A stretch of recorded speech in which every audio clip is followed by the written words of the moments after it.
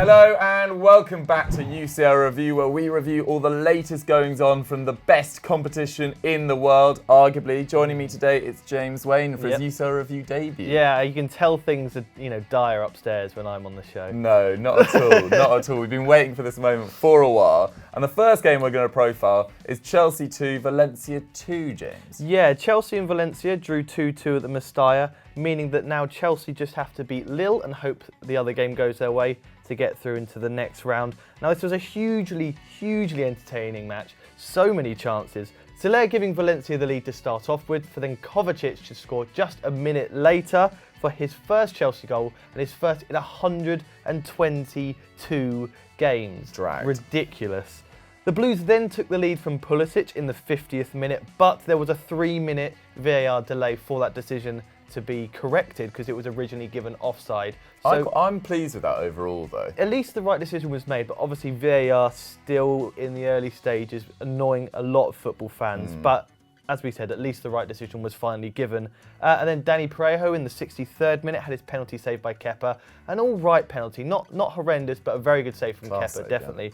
Yeah. For his good work to then be undone by Vass's cross-come shots. I think cross, really. Yeah, it's definitely, somebody in the office tried to tell me that he was looking at the goal when he did it, but no chance. But that wasn't it for the drama, as Zuma had an effort cleared off the line, and then Rodrigo missed an absolute sitter at the back post in the dying moments. As we said, a very entertaining game, but also quite an even game, with Valencia having 18 shots with 6 on target, for Chelsea having 16 with 6 on target themselves.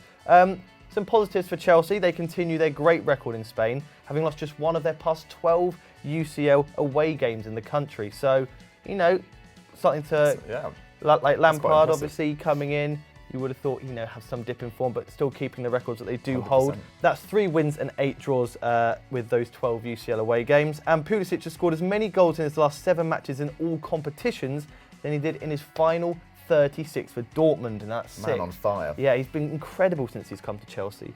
But there was one massive negative. Tammy Abraham had to withdraw at half-time on a stretcher, I believe.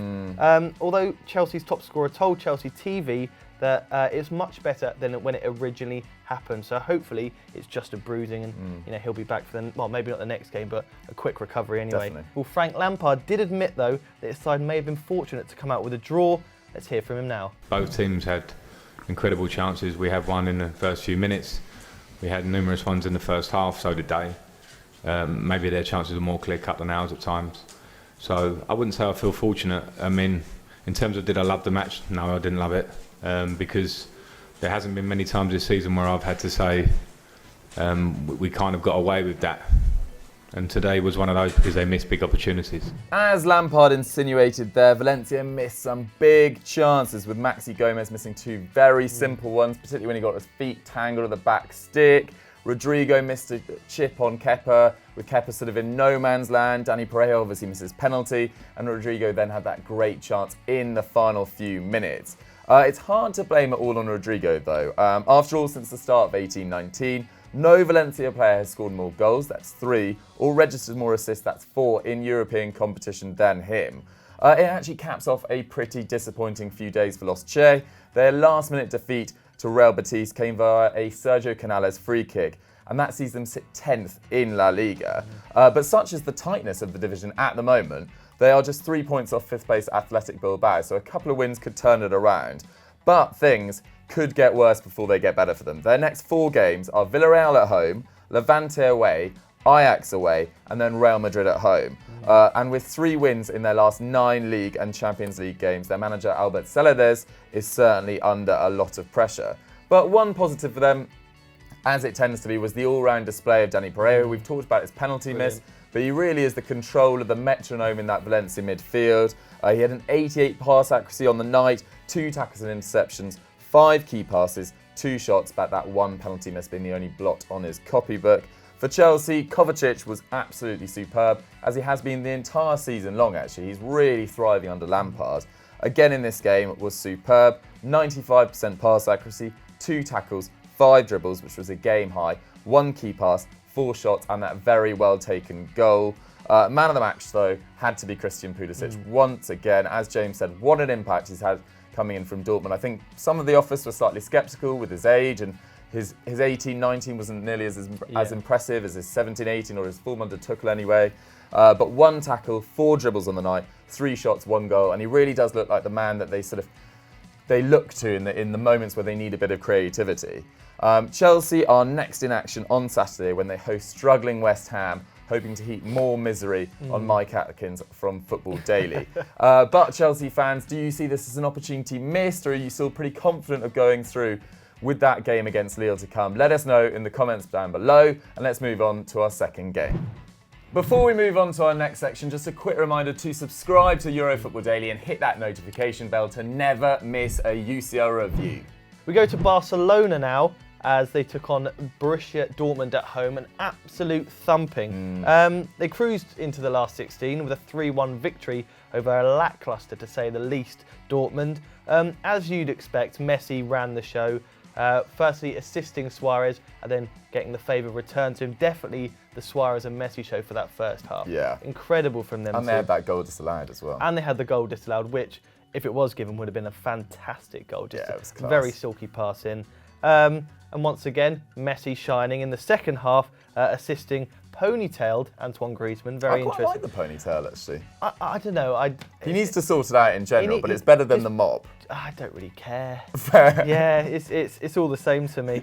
But then later in the game, hitting the crossbar with an absolutely delicious free kick. If that went in, it would have been one of the performances, I won't say of his lifetime, of maybe some other players. Of the game week. Yeah, of this season, it would have been the individual performances of the Champions League. 100%. Sancho did get a consolation, though, for Dortmund, becoming the 4th, I think, Englishman to score at the Camp Nou. Indeed. I believe. I can't remember all the players. I know Can you name the other 3? Oh, I've just named one. So You got name. Okay, can you the name other 2? Name the 2. Before forcing Ter Stegen into a fantastic save that would have given, if that went in, that definitely would have given Dortmund some kind of undeserved hope, but he definitely changed the game 100%. in that second half.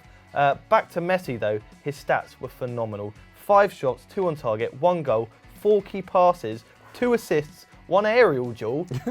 That Who's in he itself, beating in the air? They need to retire. It's fantastic. And 11 dribbles. 11. Just let that sink in for a bit. Crazy. Okay, right. This also means Barcelona qualify at the top of the group. Ready for this? For the 13th consecutive season. There are some of you out there that have never seen Barcelona not finish top of the group. Just mental. It is absolutely phenomenal. That level of consistency is just frightening, isn't it? But we've got to get on to Dortmund now. We've got to get on to Jadon Sancho, because he was the sort of only bright point for Dortmund. With his 2 shots being the highest amongst his teammates, despite, as James said, only coming on at half-time. I didn't actually say that. Oh, did you not? Oh, well, now you know. Now you know. But we've got to talk about some negatives for Dortmund. It'd be unfair not to. It was a horror show from Mats Hummels, whose misplaced pass started the move for Messi's goal. He completed less than half his tackles attempted, which was 3 out of 7. Won just 1 header and was dribbled past 4 times in 90 minutes. Shocking. Now, there's a lot of top-level defenders who will be embarrassed at the Nou Camp. Yeah. And I'm not suggesting this is the end of his career, but he's had a pretty awful last month or so, Mats Hummels. And his lack of pace and his Hollywood passing, he was creating a rod for his own back. Exactly. He made the errors himself. It wasn't like he was getting fooled by other players, the fantastic attackers that Barcelona have. He was forcing the errors by just really questionable decisions. I don't understand what was going on. And to concede 6 in 2 games, 3 against Paderborn, 3 against... I think it's 10 in 3, 12 Barca. in 4. It's really damning. Really we'll get bad. on to Lucien Favre in just a bit. But this result, coupled with the outcome in the Slavia Prague Inter game, blows the race for second right open behind Barca. So Inter's 3-1 win, a Lukaku show, even, I nearly called him a Lomelu show, a Lukaku show, edges them ahead of the German outfit on head-to-head, which means the Italians just need to match Dortmund's result in the last fixture to go through. Dortmund host Prague and Inter host Barca, but you'd probably expect Barcelona, because they're already through and they've got that busy December schedule, including an El Clasico, that they'll probably rest some players to guarantee top spot, because the El Clasico actually comes the following week of that game week, if that makes sense. And the reports are that if Dortmund don't beat Hertha Berlin on Saturday, Lucien Favre will get the sack. They're currently 6th in the Bundesliga. They've won just 3 of their last 9 in the league, and having conceded, as James said, 12 goals in their last 4 games. With a squad like that, they shouldn't be performing like this. He needs to change tactics, I should say. put maybe another, defensively minded player in there. Maybe put a Julian Weigl alongside Witsel. He's played at centre back a long time. Get Thomas Delaney back. I know he's been injured recently as well. But and this whole Jadon Sancho thing's just sort of looming over them as well. It seems to be for a club that's usually very settled in players and staff. Something's going on that's very uncharacteristic of Dortmund, and it's slightly worrying. 100%. We need Jadon Sancho back in that starting lineup if you're a Dortmund fan. Dortmund fans, we want to hear from you though. Would Favre deservedly get the sack, or do you think you should wait until maybe the winter break coming after the December period? Let us know in the comments down below, and let's move on to our final game. We move on to our next game, which was Liverpool-Napoli. Now, Liverpool, the current champions of the Champions League, face a tricky test to actually get out of Group E, having to face Salzburg away, which is no easy task at the moment. I think they've scored the most goals in the group with 16, I believe. So, once again, not an easy task after drawing 1-1 at home to Napoli. Now, the Reds were far from their best, with Dries Mertens opening the scoring in the 21st minute, running through and finishing from a very, very tight angle. It was a great finish. Really enjoyed the finish. Questions over the kind of, I wouldn't say legitimacy of the goal, but obviously Van Dijk was slightly injured from trying to win the header against Mertens. But in my opinion, it didn't really affect the play. I don't think he would have got back quick enough. You've got to play to the whistle anyway. Yeah, it wasn't a foul, so I mean, I'm not. Yeah, the goal should have stood, but it's slightly dampened the goal. Yeah, I think it was Mertens who was contesting it in the air, but there was no contact. He didn't step on his feet or whatever. Van Dijk just looked like he was hobbling afterwards, and Mertens ran through. But it was a great finish. Yeah, it was a fantastic. You can't take it away from him. Liverpool were indebted to Dejan Lovren though later on as he headed home from a corner. His first goal in Europe since claiming the winner in the Europa League quarter-final against Dortmund in 2016. Now the Reds have still never lost. Ready for this? When the Croatian has scored. Love it. And that's 8 games. Worth including. Definitely worth including. Perhaps we should have known this though, as when falling behind at Anfield, Liverpool are now unbeaten in their previous 8 games in all competitions. They are now also unbeaten in 16 Champions League games at Anfield. That's 11 wins and 5 draws. Last suffering a defeat in October 2014 against Real Madrid. I think that was the Brendan Rodgers team where he rested Gerrard, and it was just a bit of a nightmare. I mean, the fact that it's been from that stage is incredible. Yeah, it's really impressive. 5 years, and obviously they've been in transition since then. They weren't the team that they are now since that period. Exactly. A key part to that form for Liverpool has been James Milner, whose assist in this game took his tally to 11 since the start of 17-18, which is the most of any player. Really impressive. But the main talking point from this otherwise fairly dull game was the 19th minute injury to Fabinho, a massive blow, someone who's been one of their star players and proving the purchase and proving that, himself to be one of the, if not the best kind of holding defensive midfielder, especially in the Premier League. Yeah, it's going to be fascinating because, sorry to interrupt, but while I like Gini Wijnaldum, and while I like Henderson in that area, you just feel that the way Fabinho has progressed in this campaign particularly, he's been the standout defensive midfielder in the Premier League, particularly with Fernandinho playing at the back for you guys, and potentially in Europe as well. So with the run of fixtures coming up, which I'll get onto in due course, this is really not good news for Klopp at all. And you feel like they could maybe substitute one of their front line in for maybe Alex Oxlade-Chamberlain or maybe Origi for a couple of games. But if this serious injury to Fabinho, this could be title hopes at least damaged. Yeah, they do have a lot of midfielders, but I don't think they have one who plays in that specific role, as well as Fabinho has grown to be at Liverpool. Klopp has admitted that he doesn't know the extent of this injury, and it's quite concerning. We've got a little clip for you here. He has pain, so that's not good. So, and he couldn't obviously continue, and he's a really hard one. Couldn't continue. So, yeah, I don't want to say that what I expect, because I hope in a moment that it's not that serious, but we know more, maybe tomorrow, maybe the day after tomorrow, we'll see. From a Napoli point of view though, they'll be fairly pleased with the result. All they need to do is win at home against Genk in their final game to guarantee their progress. If they do so, it'll be the first time in 3 attempts that they have qualified from the groups, having missed out to Liverpool and PSG in 18-19. Very unfortunately to Liverpool, it was an Alisson last-minute save that saw them knocked out. It was always going to be a tough task to break down Liverpool. They haven't won in 6 amidst squad unrest, that's Napoli. And the Reds haven't lost at home since a League Cup defeat to Chelsea over 13 months ago in all competitions. Mental. Absolutely incredible record. And Napoli's away record in England is actually pretty appalling. They failed to win any of their last 10 matches with 2 draws and 8 defeats, facing 6 different English clubs in that time, including Leeds United. Blimey. So it really does stretch back a long way. As usual, though, the key was Dries Mertens. He's been directly involved in 17 goals in his last 18 Champions League starts, which includes 5 in this campaign, 4 goals and 1 assist. He's now 4 behind Marek Hamšík as their all-time top goal scorer. And you just feel like with the rumours circling that he might be shipped off to Inter Milan, it's a real lack of respect to a fantastic servant for Napoli. And it's just really, it's a sad state of affairs. De Laurentiis, get your act together, get the squad back on side, because you're ruining all your good work, having potentially built up to a consistent Champions League club. And what are you now, 7th? And potentially losing 6 or 7 players. It's a bit of a mess, if truth be told. But back to the key performers in this game. James Milner, as James mentioned, deserves a shout out. Pretty all-round display. 2 tackles, 3 aerial duels won, 2 dribbles, 1 key pass, 1 assist, of course. 1 questionable dive.